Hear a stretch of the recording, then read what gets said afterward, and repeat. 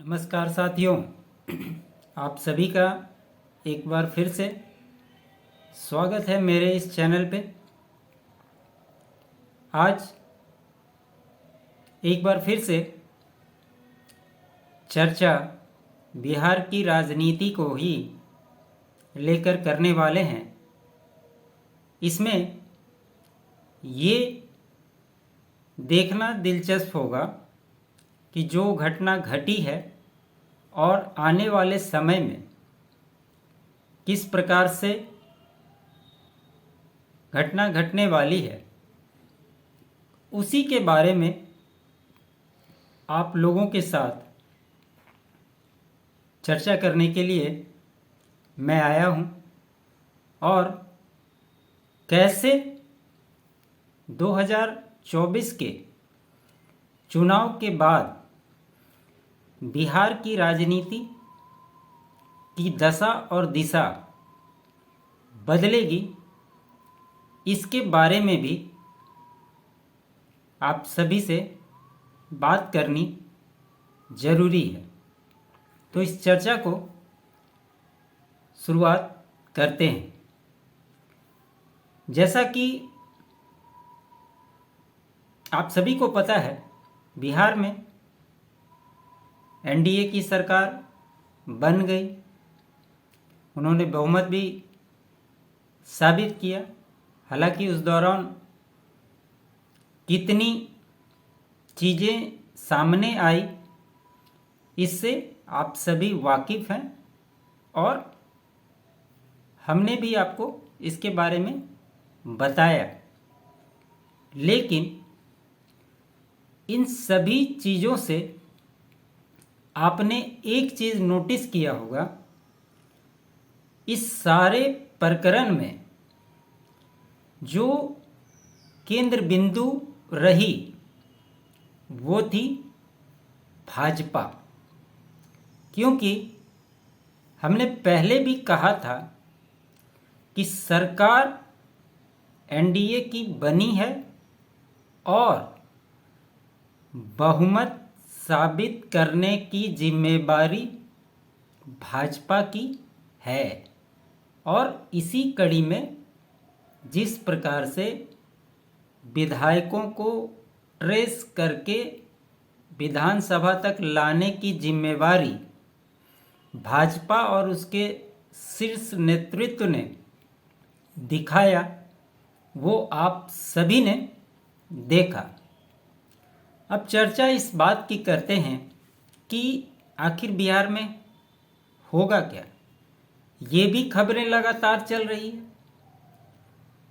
कि नीतीश कुमार के एनडीए में आने से जो पहले से सहयोगी दल हैं वो नाराज चल रहे हैं। उन्हें ये लगता है कि उनका क्या होगा। इन्हीं सभी बातों को देखना दिलचस्प होगा। आपने देखा होगा पिछले 24 घंटे में जिस प्रकार की घटना घटी, राज्यसभा के नॉमिनेटेड सदस्य ने कल नामांकन किया, चाहे वो कांग्रेस के हों, राजद के हों या भाजपा के हों और जदयू के। बिहार में तेजस्वी यादव, सुनने में आया है कि वो बिहार के दौरे पे फिर से निकलने वाले अपनी पार्टी को मजबूत करने के लिए। उसके बाद कल आपने सदन में देखा नीतीश कुमार का लालू यादव से मुलाकात हो, फिर बीमा भारती और लालू यादव की मुलाकात हो। नियोजित शिक्षकों को सम्राट चौधरी के द्वारा मिला हुआ आश्वासन कि हम देखते हैं क्या होगा।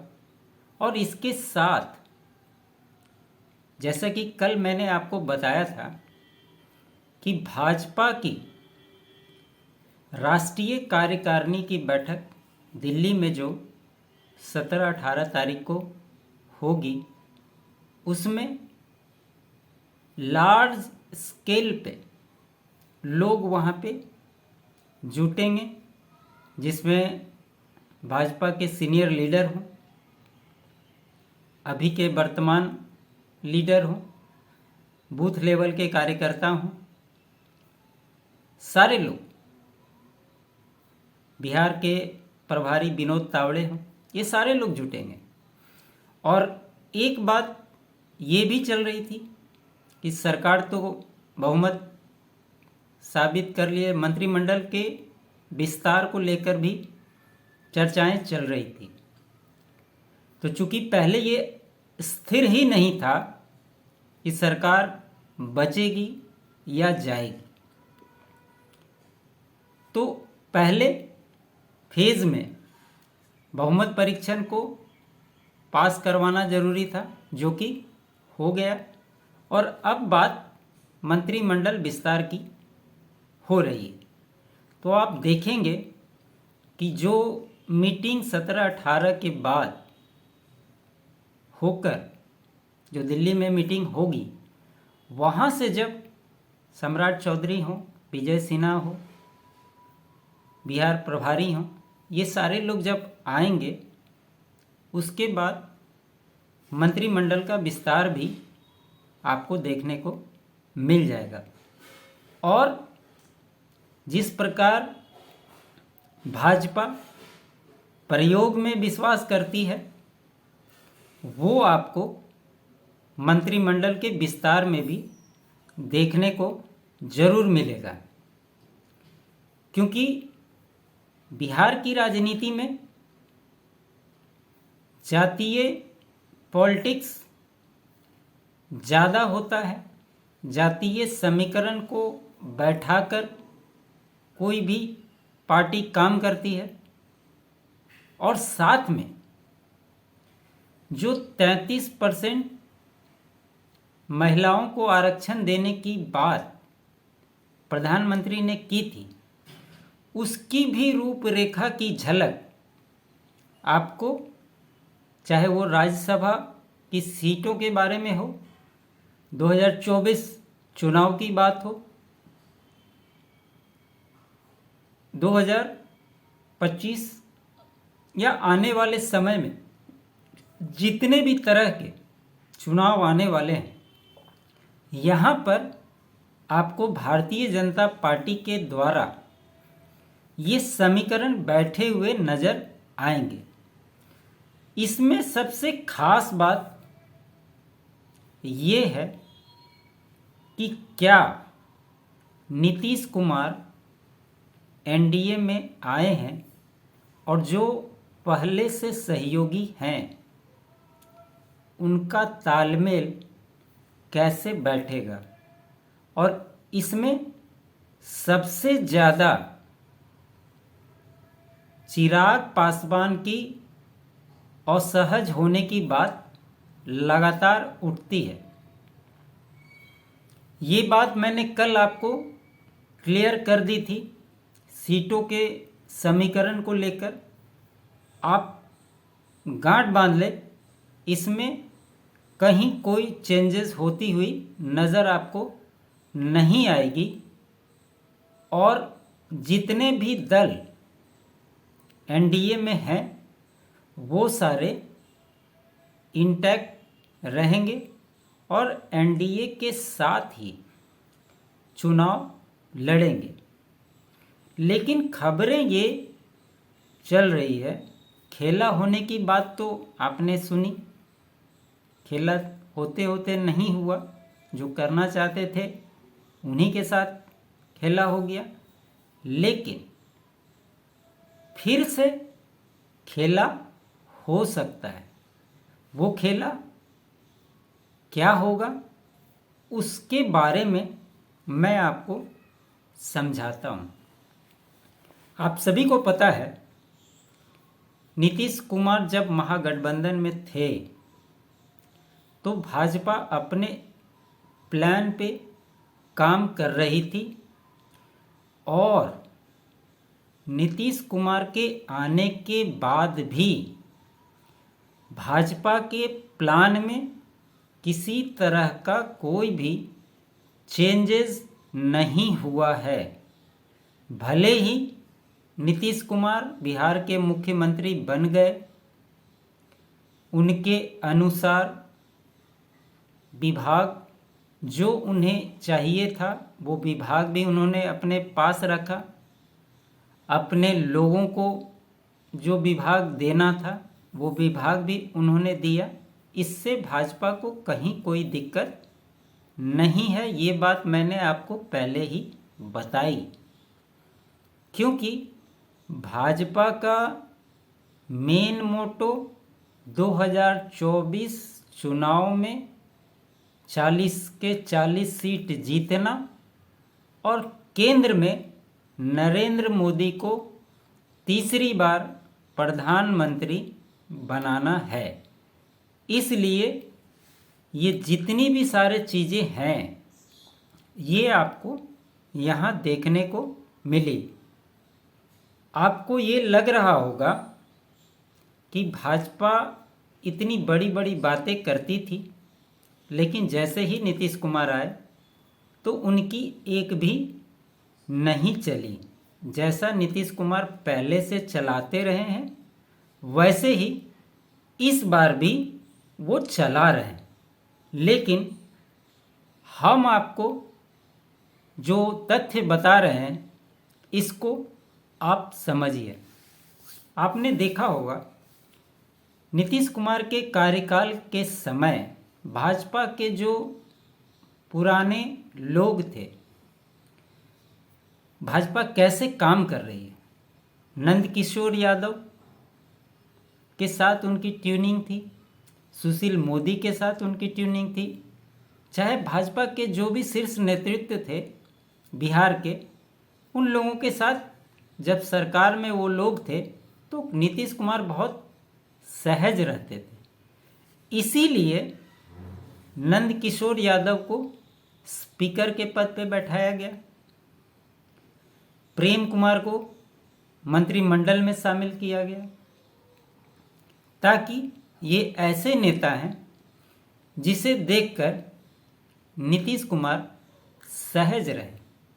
लेकिन इसमें इम्पॉर्टेंट चीज़ ये है कि जो दो उप मुख्यमंत्री हैं सम्राट चौधरी और विजय सिन्हा, आपने देखा होगा कि जो दोनों अगल बगल रहते हैं तो नीतीश कुमार के जो नवरत्न हैं वो कहीं दिखाई नहीं देते।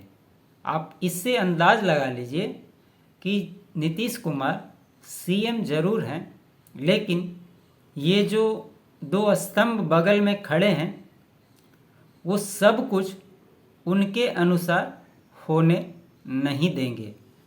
अब आगे बढ़ते हैं। बीजेपी की स्ट्रेटजी क्या है? आपने देखा होगा कि राज्यसभा की 2 सीटों पर जो बीजेपी के उम्मीदवार हैं, एक धर्मशिला गुप्ता जो बनिया समाज से आती हैं, सुशील मोदी का टिकट कटा तो दिया किसको गया?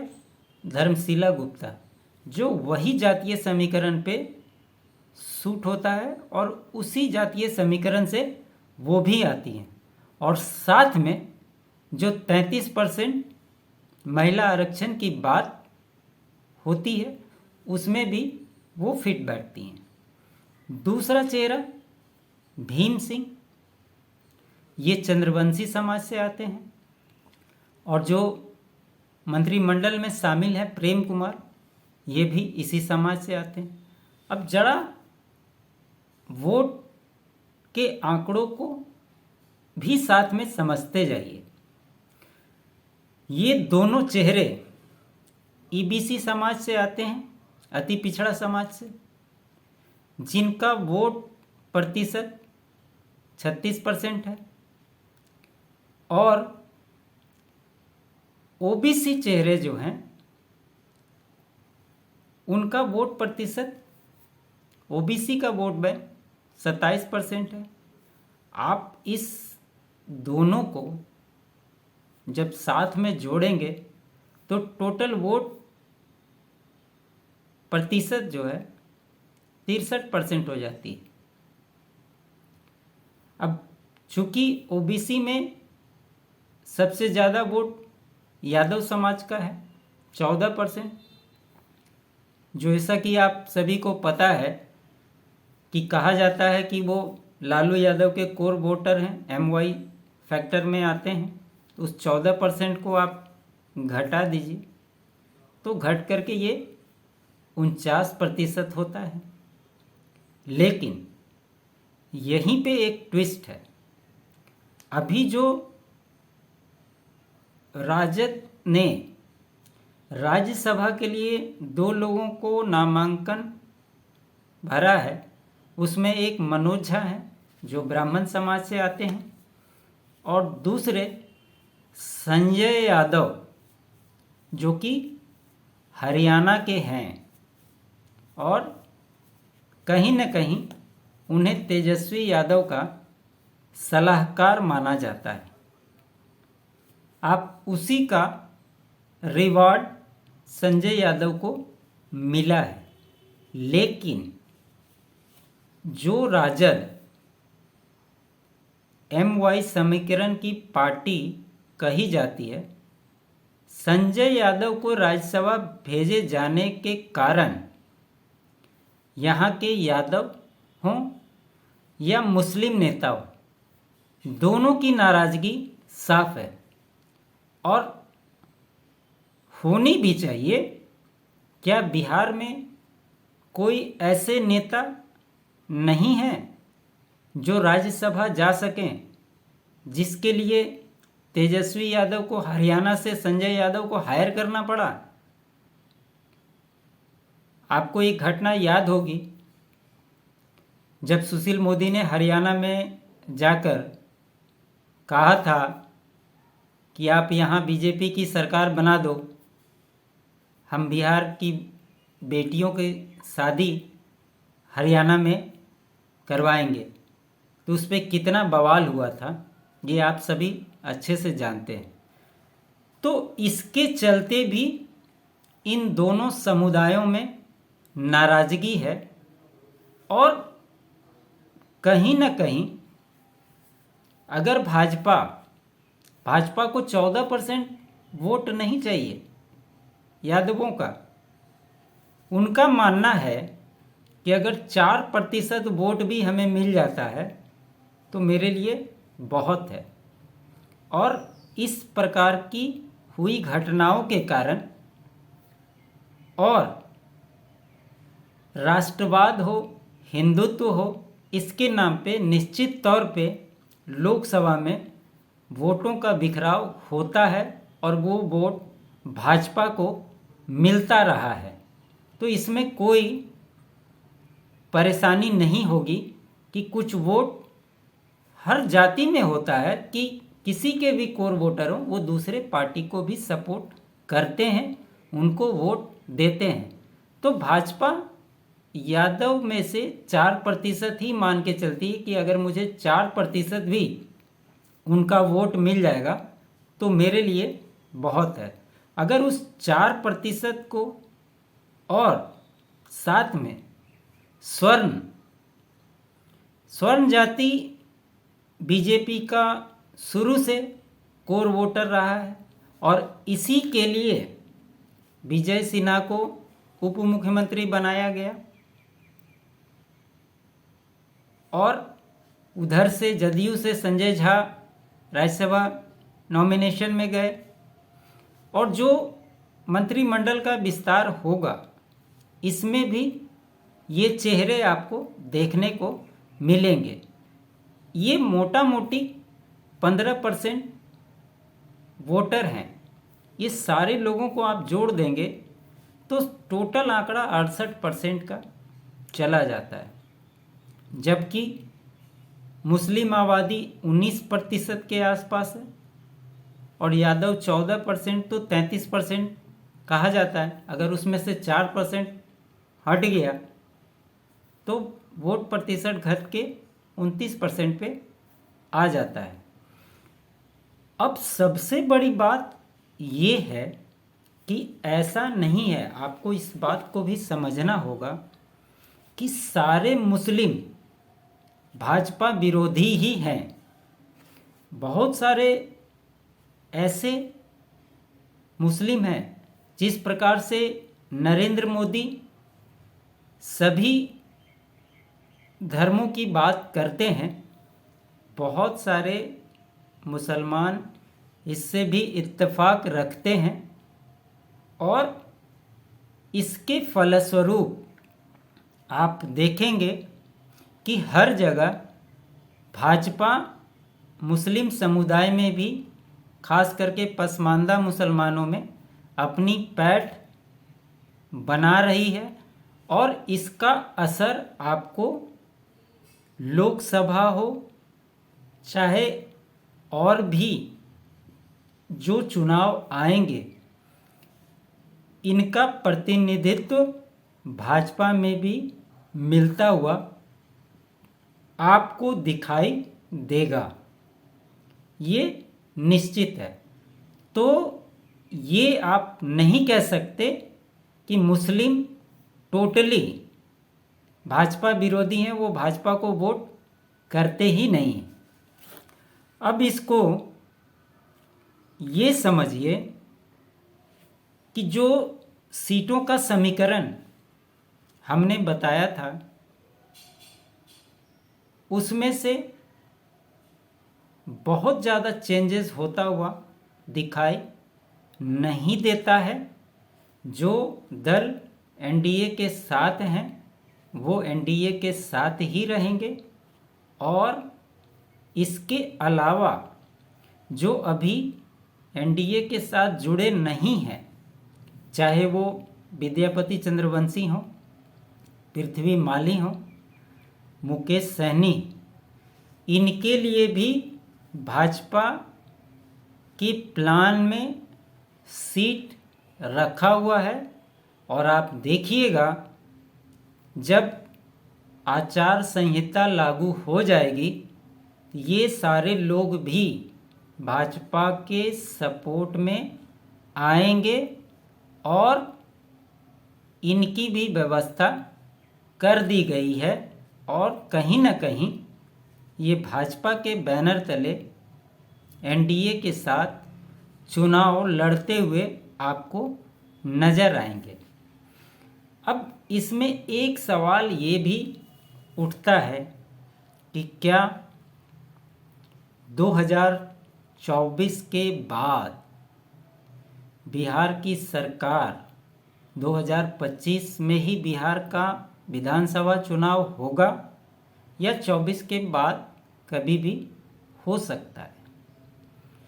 इसको आप सरल भाषा में ये समझिए कि 24 तक तो नीतीश कुमार तय हैं, लेकिन जिस प्लान के तहत भाजपा काम कर रही है, आप देखेंगे आने वाले समय में चाहे वो किसी भी दल के नेता और विधायक हों, अगर वो टूटते हैं तो वो सीधे भाजपा की तरफ ही जाएंगे। चाहे अभी वो जो राजद के 3 विधायक टूटे, नीलम देवी, चेतन आनंद और प्रहलाद यादव, आप देखिएगा ये भी भाजपा की ओर ही जाएंगे, क्योंकि वहीं से इनके आगे की राजनीतिक भविष्य की स्थिति साफ होगी।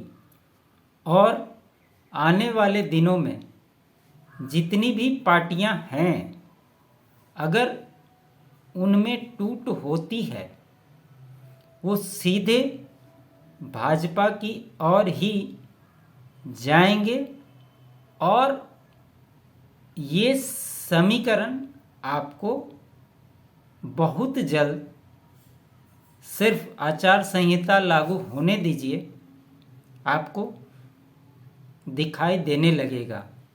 और 2024 के बाद आपने देखा होगा संसद में नीतीश कुमार ने 200 सीटों का आंकड़ा दिया विधानसभा चुनाव के लिए एक्चुअली में वो प्लान बीजेपी का है और इस बार नरेंद्र मोदी की सरकार केंद्र में बन जाती है तो आप मान के चलिए उनके पिटारे में बिहार के लिए बहुत कुछ रहेगा और बिहार के लिए आपको वो सारे प्लान उतरते हुए नज़र आएंगे।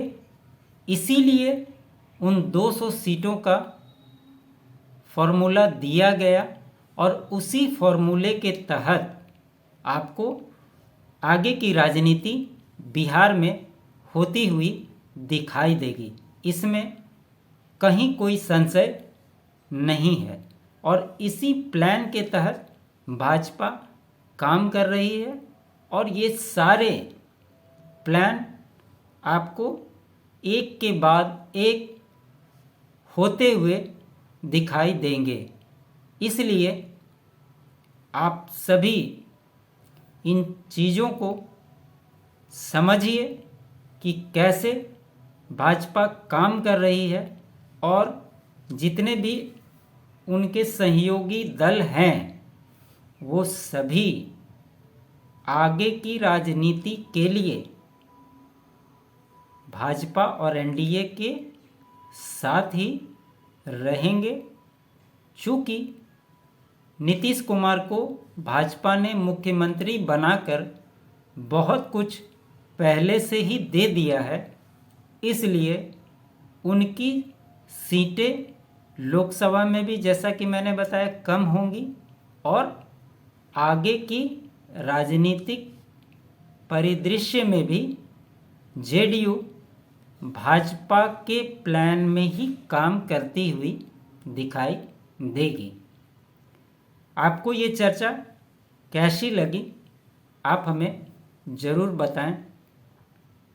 अच्छा लगे लाइक करें, शेयर करें और सब्सक्राइब नहीं किया है तो सब्सक्राइब मेरे चैनल को ज़रूर कर लें।